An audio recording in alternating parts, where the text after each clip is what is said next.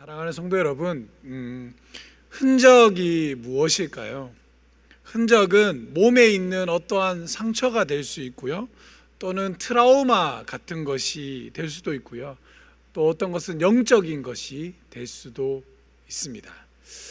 제가 저희 교회에 부임하고 이렇게 교구를 맡아서 이제 신방을 이렇게 진행하면서 들었던 이야기 중에 하나가요. 뭐였냐면, 목사님은 참 개구쟁이처럼 생기셨어요 라는 이야기를 많이 들었습니다. 그러니까 얼굴에 이렇게 개구쟁이라고 적혀 있나 봐요. 그러니까 그런 이야기를 많이 들었습니다. 근데 저도 동감합니다. 저도 여전히 개구장이고요. 노는 거 좋아하고 사람들 만나고 이야기하는 걸 참 좋아합니다. 그래서 그런지 제 몸에 많은 흔적들이 남아 있습니다. 어떤 흔적이 있냐면, 대표적인 게 턱 밑에 보면 제가 태어나서 처음으로 이렇게 수술한 자국이 있거든요. 어릴 때 저희 사촌 형이 결혼식을 하는데, 제가 너무나도 별나고 개구장이다 보니까 그 버스 맨 뒷자리 있잖아요. 그 대형 버스 맨 뒷자리에 보면 뒷줄 이렇게 일렬이 있고, 그 앞에 보면 둘둘이 앉잖아요. 거기 의자가 있고 계단이 있잖아요. 제가 그 어릴 때 그 계단을 잡으면서 까불락까불락 이렇게 놀다가 그 기사분이 갑자기 시동을 켜는 바람에 그 떨림에 제가 칵 넘어져 가지고 그 계단에 턱이 탁 찍혀버렸어요. 그래서 이게 살이 벌어져 가지고 뼈가 보였다 그러더라고요. 그래서 저로 인해서 제 사촌 형의 결혼식이 이렇게 사라지게 되는, 어릴 때부터 타고난 제가 개구장이었습니다. 제 몸에 그런 흔적이 있습니다. 그래서 이 흔적을 볼 때마다 그런 일이 있었구나라는 것을 기억하게 되는 거죠. 그러니까 사람마다 흔적이라는 건 그 흔적을 통해서 어떤 추억거리가 될 수 있고, 또 어떤 것을 증명하는 하나의 영광스러운 상처가 되기도 한다라는 겁니다. 오늘 사도 바울은 이렇게 이야기합니다. 자신을 괴롭게 하지 말라. 내 몸에 예수의 흔적이 있노라 라고 이렇게 사도 바울은 고백합니다. 사도 바울이 이렇게 이야기하는 이유가 뭐냐면, 사도 바울은 늘 복음을 전하면서 많은 사람들에게 공격을 당했습니다.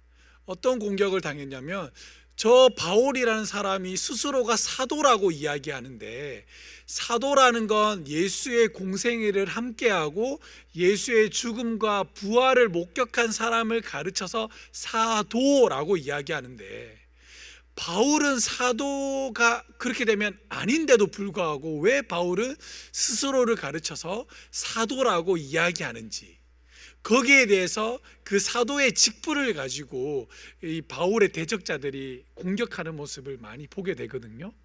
그러면서 사도 바울이 뭐라고 얘기하냐면, 그 의미 가운데 나왔던 것이 이 말입니다.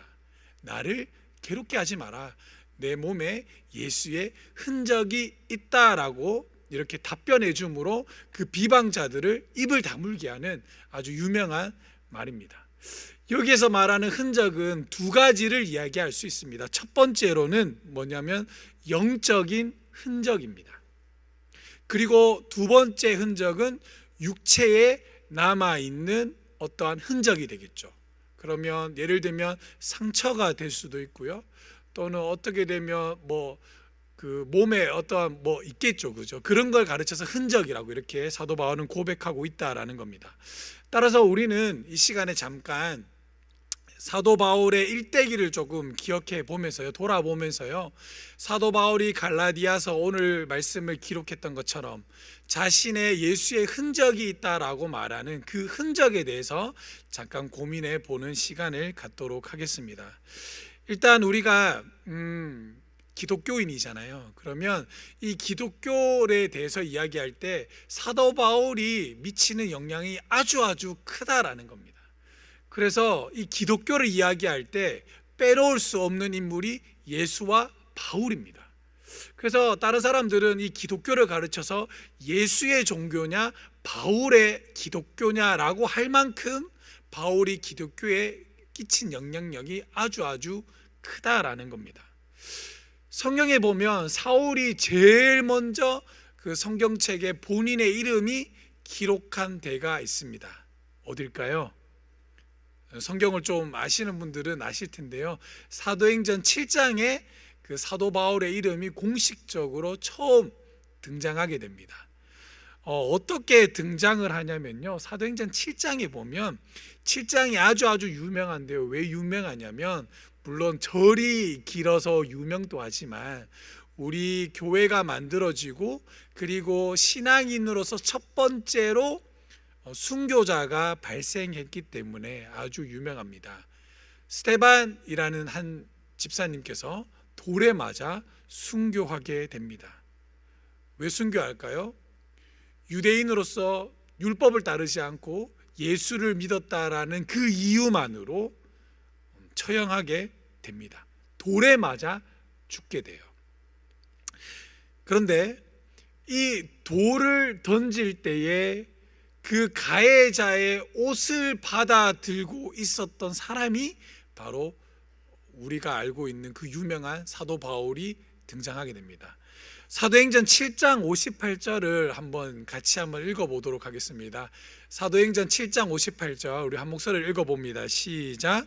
성 밖으로 내치고 돌로 칠세 증인들이 옷을 벗어 사울이라 하는 청년의 발 앞에 두니라. 아멘. 이때 처음으로 공식적으로 바울의 이름이 이렇게 등장하게 됩니다.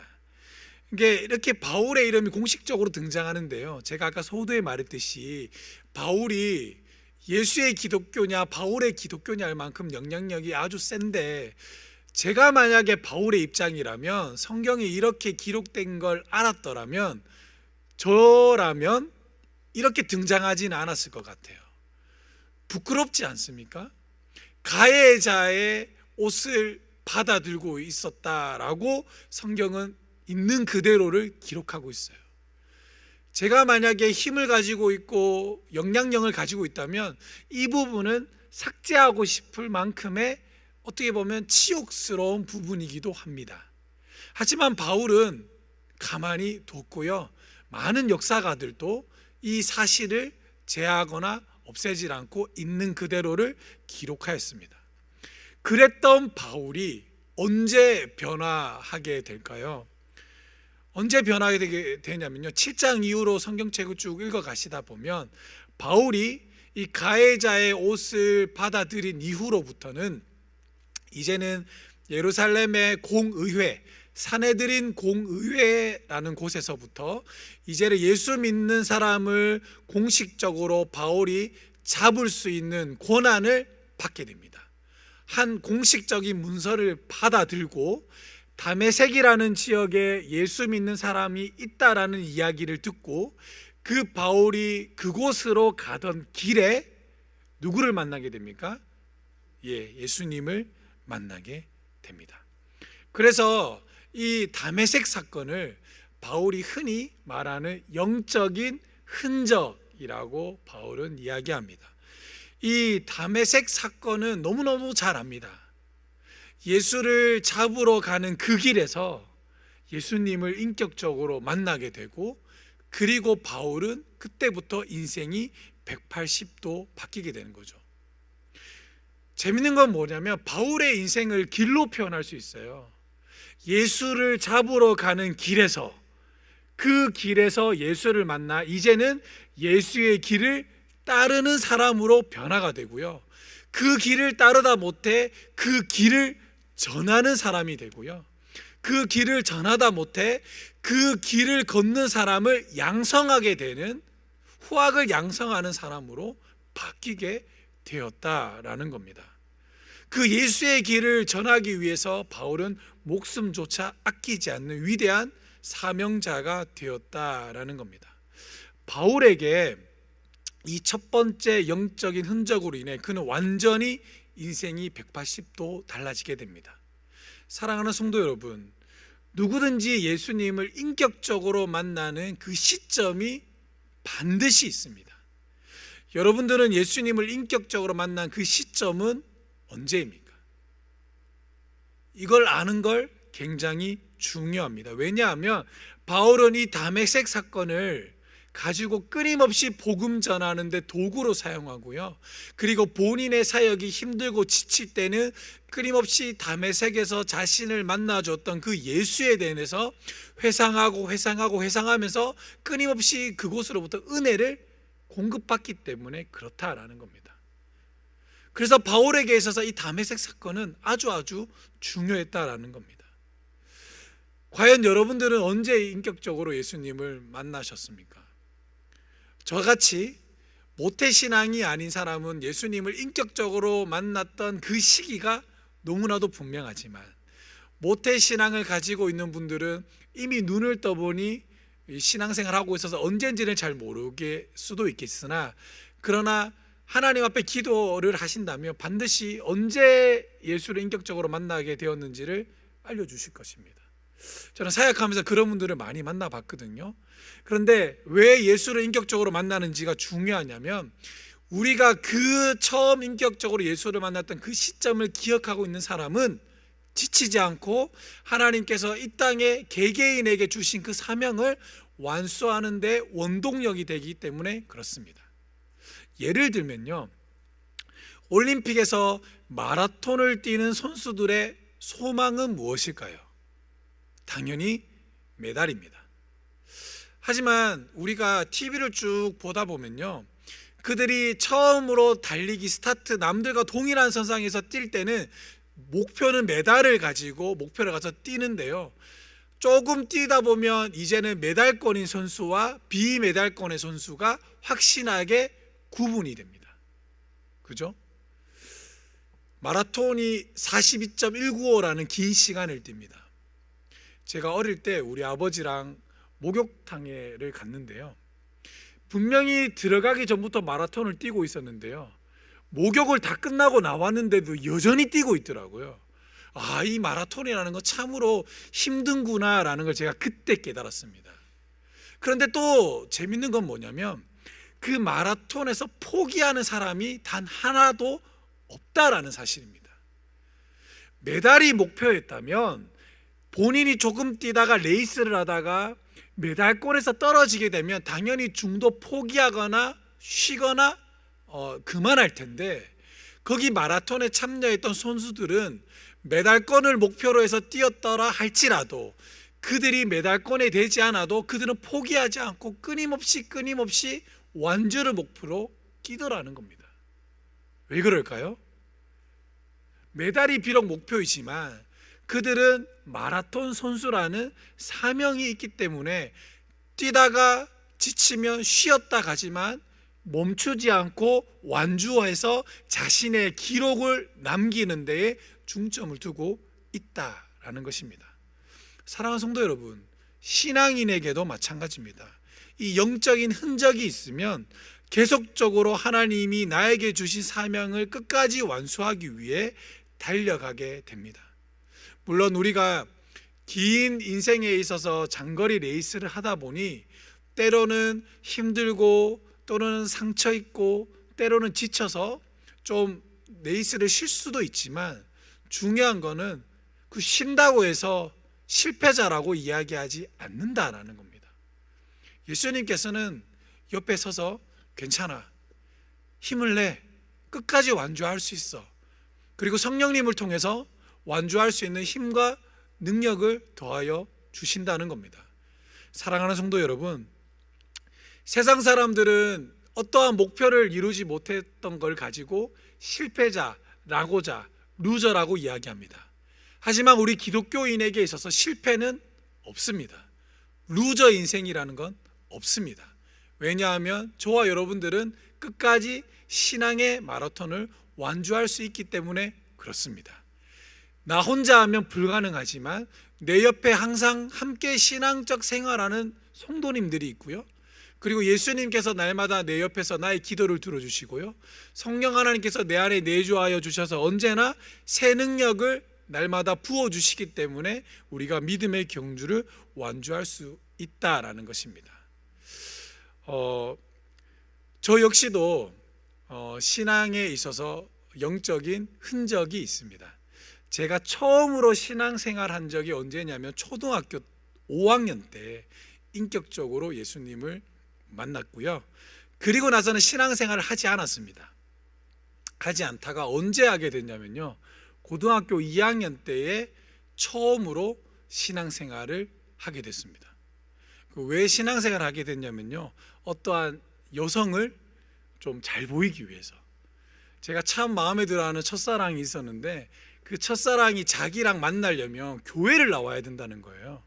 그래서 제가 그 자매의 마음을 얻고자 처음으로 신앙생활을 하게 됐습니다.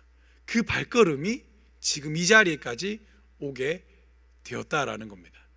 제가 처음 신앙생활 할 때 아직도 기억나는 게 뭐냐면요, 그 교회의 문을 열지 못해서 그 제가 만나고 싶어 했던 첫사랑은 이미 교회 안에 들어가서 예배를 드리고 있는데 저는 그 문 밖에 서서 교회 문을 열지 못해서 한 40분 동안 열었다가 밀었다가 닫았다가 밀었다가 닫았다가 하면서 기다렸던 적이 있습니다.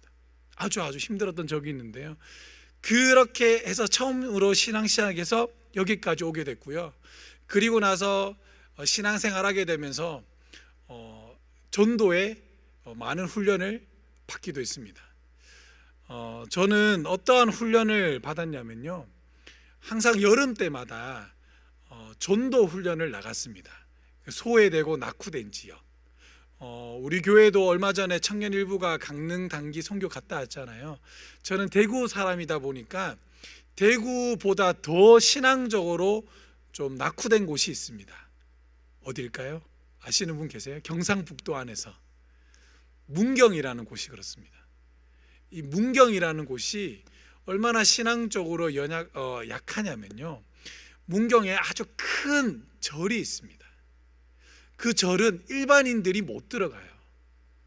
우리가 절에는 쉽게 갈 수 있잖아요. 근데 그 절은 아무나 가지 못합니다. 1년에 단 한 번만 여는 절이 있습니다.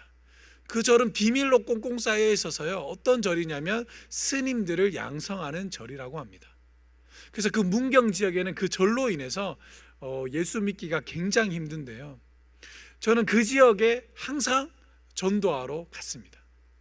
전도하러 가면 여름이니까 어떻게 전도했냐면 둘 짝지어서 이렇게 전도하러 가는데요, 그때는 백지 전도라는 걸 했습니다. 백지를 가지고 이렇게 적으면서 복음을 이렇게 전했는데요, 농촌이다 보니까 어떻게 전했냐면 저희 집사람 같은 경우에는 둘 짝을 지어서 이제 밭에 있는 할머니에게 복음을 전하기 위해서 그 땡빛에서 그 할머니 앞에서 양산 씌워주면서 복음을 전하려고 하는데, 할머니가 일을 시켰다 그러더라고요. 어떤 걸 해주면 복음을 들어주겠다라고 이야기해서 저희 사모가 그 한 번도 농사를 해보지 못했던 여리고 여렸던 그 사모가 두 발을 걷어치고 복음 전하기 위해서 열심히 그 농사일을 하고 그 한 명의 할머니에게 복음 전하기 위해서 그렇게 한 적도 있고요. 저는 전도사 때 담임 목사님하고 한 짝이 되었거든요. 그래서 담임 목사님한테 어떤 훈련을 받았냐면 주일날 함신여 목사님도 이야기하시더라고요. 초인종 눌러서 문 열고 들어가는 거. 농촌은 초인종이 없어요.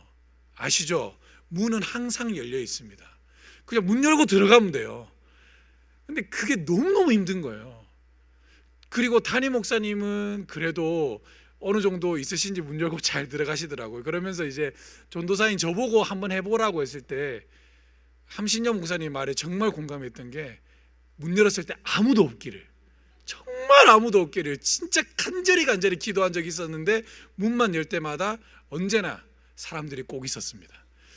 그래서 이제 떨리는 마음으로 막 복음을 전했던 기억이 있는데, 저는 그렇게 복음을 열심히 전했습니다. 목사 되면서도 전했어요. CCC에서도 전도 폭발이라는 훈련을 받았는데요, 제가 유독 만났던 간사님은 좀 독특한 간사님이었어요. 목사니까 전도하는 게 얼마나 힘들겠어요. 근데 또 성도님들한테 가르치거나 또 본을 보여야 되잖아요. 그러면 항상 목사님들은 더 열심히 전도를 빡세게 가르쳐줘요. 제가 그 전도 훈련을 받을 때 어떠한 간사님을 통해서 이제 서울역에 갔습니다. 서울역에 가면 간사님이 탁 지정해줘요. 저분에게 가세요라고 이야기하면 갑니다. 가면 인사하고 제가 숙제가 있는데 좀 들어주세요라고 이렇게 또 설명을 합니다. 쭉 설명하면 뒤에서 간사님이 체크리스트를 가지고 탁탁탁탁탁 체크를 해요. 그리고 정말 날카롭게 그날 저녁에 피드백을 팍팍팍팍 꼽아줍니다. 목사님 액센트는 어땠고, 복음에서 뭘 빠졌고, 어디에서 이렇게 대처를 못했고, 이걸 다 알려줘요. 그러면 목사잖아요. 얼마나 자존심이 상하는지 몰라요. 그렇게 훈련을 받았거든요. 그러면서 제가 깨달았던 게 있습니다. 아, 전도는 쉬운 게 아니구나. 그런데 전도는 당연히 해야 되는구나. 그러면서 제가 사도 바울을 이렇게 보면, 오늘 본문을 보면서 이해가 되더라고요. 바울이 정말 죽을 만큼 열심히 복음을 증거하고 있었는데, 다른 사람들이, 적대자라는 사람들이 바울 가르쳐서 네가 어떠한 직분이 있길래 사도라는 이야기를 하면서 그렇게 열심히 복음을 전하느냐 라고 이야기했을 때, 바울이 구구절절 설명하지 않고 내 안에 예수의 흔적이 있다라는 그 한마디로 인해서 비방자들을 입 딱 다물게 하는 그 마음이 느껴지는 것 같더라고요. 사랑하는 성도 여러분, 바울에게는 정말 우리가 잘 알고 있듯이 복음 전하다가 돌에 맞고요, 또 태형을 맞아 죽을 위기도 처했습니다. 심지어는 돌에 맞아 기절했을 때 죽었는 줄 알고 성 밖에 내다 버려진 적도 있는 사람이 바울입니다. 저와 여러분들은 복음을 전하다 한 번도 그렇게 돌 맞아 보거나 그러지는 않았잖아요.